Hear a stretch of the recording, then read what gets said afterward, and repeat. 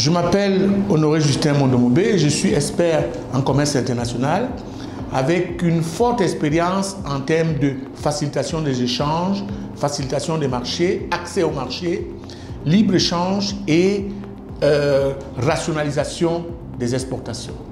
Ici, je vais vous parler du fait que la ZLECAf est identifiée comme étant l'un des organismes qui va fragiliser la naissance des industries, des PME.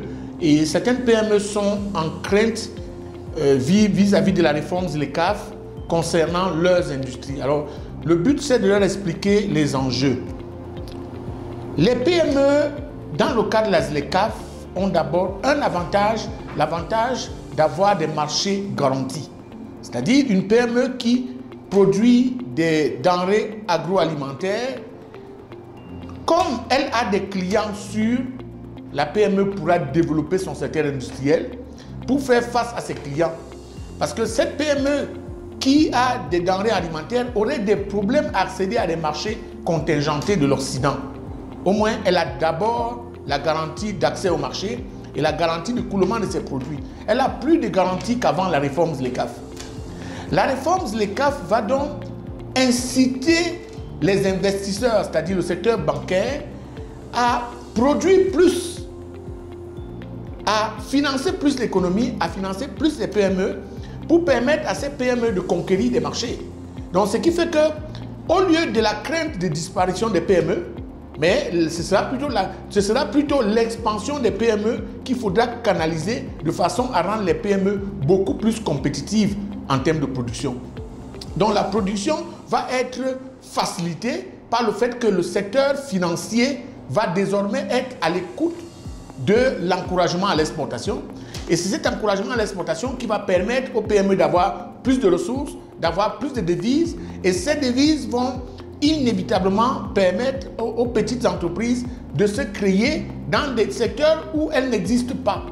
Donc on va voir des PME qui vont se développer dans tout ce qui concerne les secteurs agroalimentaires, pas dans des pays où il y a plus de facilitation et plus de denrées alimentaires, plus de terres arables.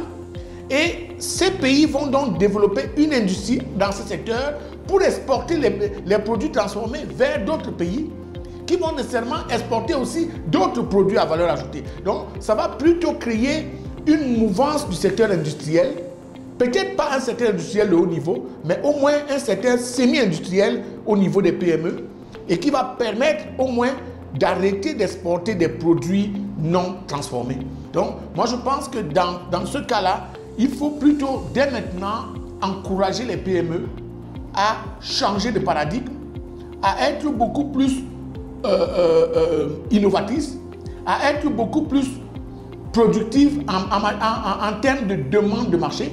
Les PME maintenant doivent se demander qu'est-ce que le marché veut et non de savoir qu'est-ce que je vais produire.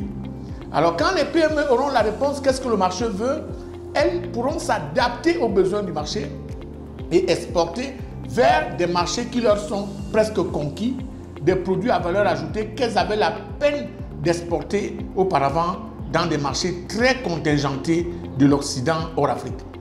Je pense que ces susceptibilités que vont mettre en place la réforme ZLECAf, parce que la ZLECAf c'est une réforme qui englobe tous les pays, ces susceptibilités vont être clarifiées au fur et à mesure que les gens nous poseront des questions. Et je suis à la disposition de beaucoup pour leur clarifier pas certains termes, mais certains mécanismes d'agencement logistique qui peuvent être compris comme étant des défis alors que ce sera nécessairement des opportunités pour tout le secteur agro-industriel.